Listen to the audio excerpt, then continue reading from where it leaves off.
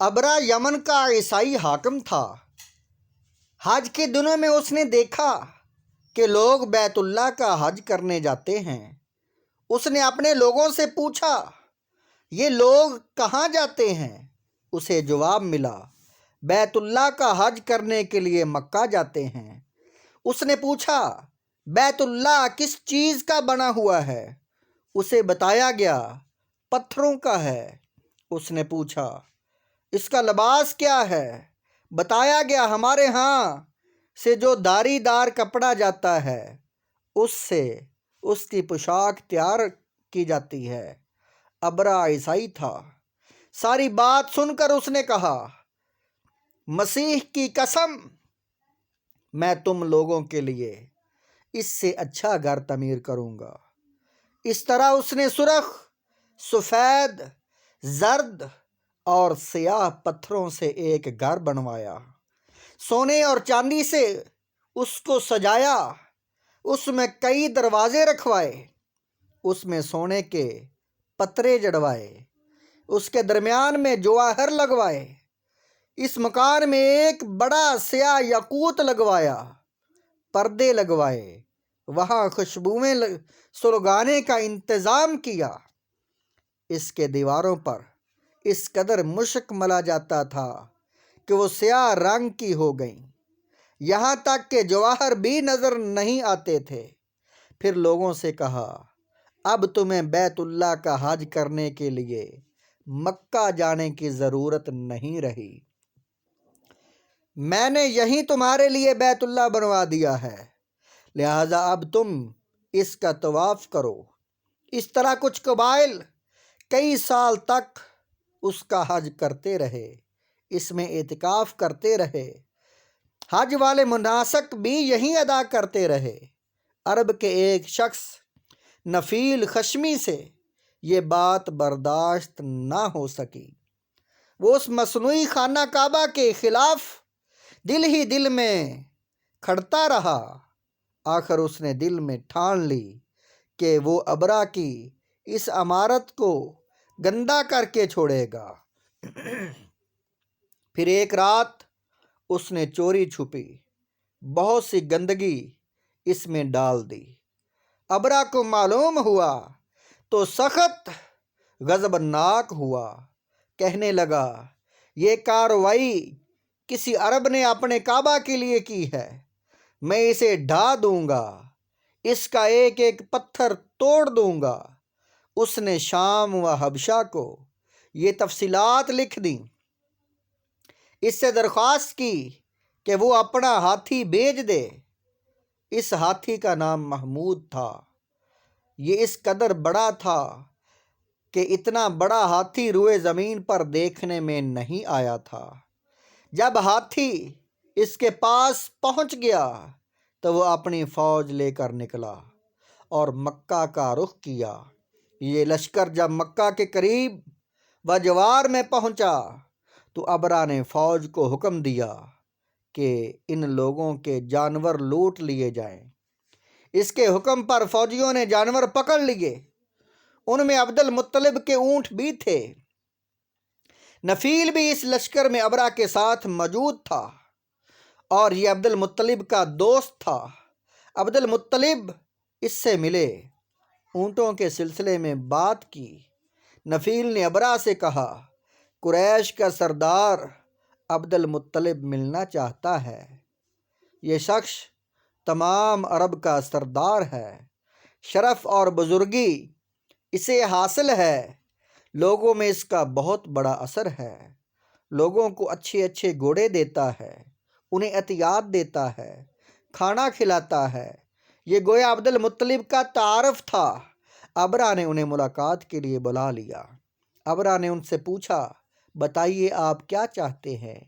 انہوں نے جواب دیا، میں چاہتا ہوں میرے اونٹ مجھے واپس مل جائے۔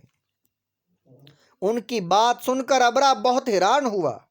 اس نے کہا، مجھے تو بتایا گیا تھا کہ آپ عرب کے سردار ہیں، بہت عزت اور بزرگی کے مالک ہیں، لیکن لگتا ہے مجھ سے غلط بیانی کی گئی ہے، کیونکہ میرا خیال تھا آپ مجھ سے بیت اللہ کے بارے میں بات کریں گے۔ جس کو میں گرانے آیا ہوں اور جس کے ساتھ آپ سب کی عزت وابستہ ہے، لیکن آپ نے تو سرے سے اس کی بات ہی نہیں کی اور اپنے اونٹوں کا رونا لے کر بیٹھ گئے۔ یہ کیا بات ہوئی؟ اس کی بات سن کر عبد المطلب بولے، آپ میرے اونٹ مجھے واپس دے دیں، بیت اللہ کے ساتھ جو چاہے کرے، اس لیے کہ اس گھر کا ایک پروردگار ہے، وہ خود ہی اس کی حفاظت کرے گا، مجھے اس لیے فکر مند ہونے کی ضرورت نہیں۔ ان کی بات سن کر ابرا نے کہا، ان کے اونٹ واپس دے دیے جائیں۔ جب انہیں ان کے اونٹ واپس مل گئے تو انہوں نے ان کے سموں پر چمڑے چڑھا دیے، ان پر نشان لگا دیے، انہیں قربانی کے لیے وقف کر کے حرم میں چھوڑ دیا تاکہ پھر کوئی انہیں پکڑ لے تو حرم کا پروردگار اس پر غضبناک ہو۔ پھر عبد المطلب ہرا پہاڑ پر چڑھ گئے، ان کے ساتھ ان کے کچھ دوست تھے۔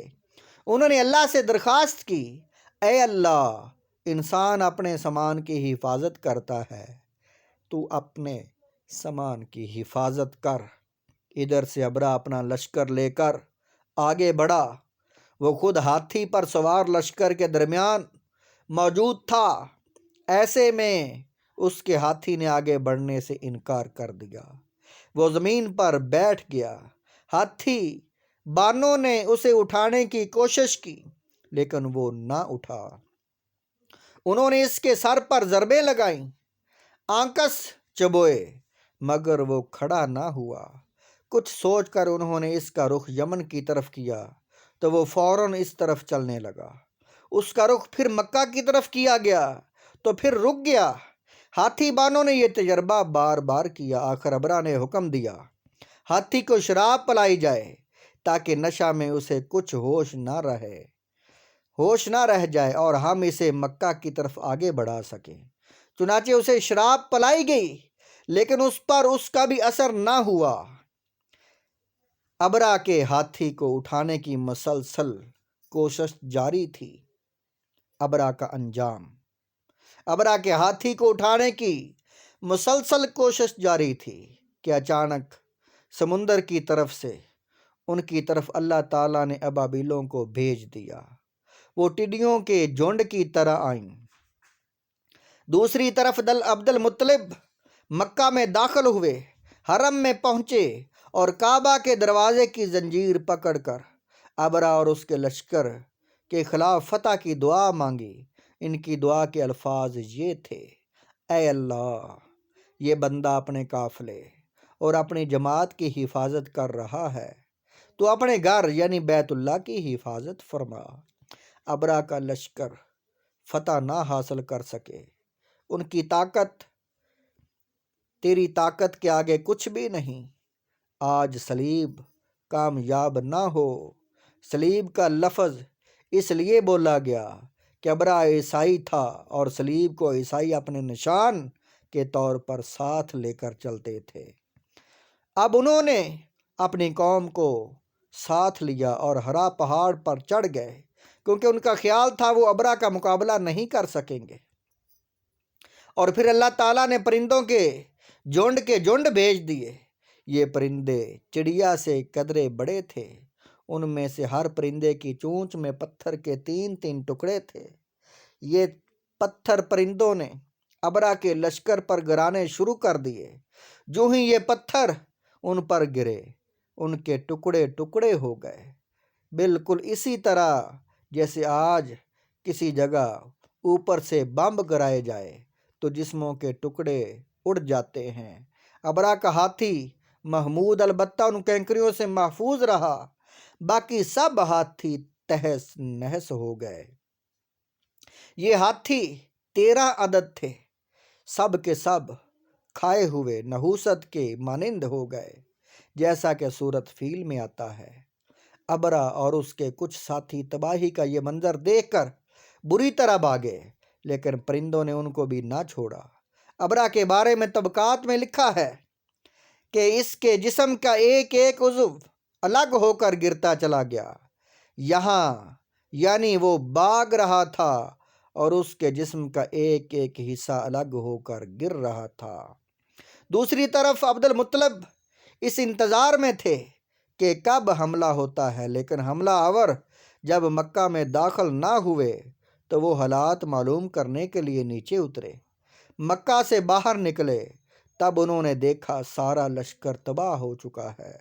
خوب مال غنیمت ان کے ہاتھ لگا، بے شمار سامان ہاتھ آیا، مال میں سونا چاندی بے تحاشا تھا۔ لشکر میں سے کچھ لوگ ایسے بھی تھے جو واپس نہیں بھاگے تھے، یہ مکہ میں رہ گئے تھے۔ ان میں ابرا کے ہاتھی کا محاوت بھی تھا جو محمود کو آگے لانے میں ناکام رہا تھا۔ ہمارے نبی صلی اللہ علیہ وسلم اس واقعہ کے چند دن بعد پیدا ہوئے۔ آپ جس مکان میں پیدا ہوئے وہ صفا پہاڑی کے قریب تھا۔ کعب احبار روایت کرتے ہیں کہ میں نے تورات میں پڑھا تھا کہ رسول اللہ صلی اللہ علیہ وسلم کی پیدائش مکہ میں ہوگی۔ وہ کعب پہلے یہودی تھے، اس لیے تورات پڑھا کرتے تھے۔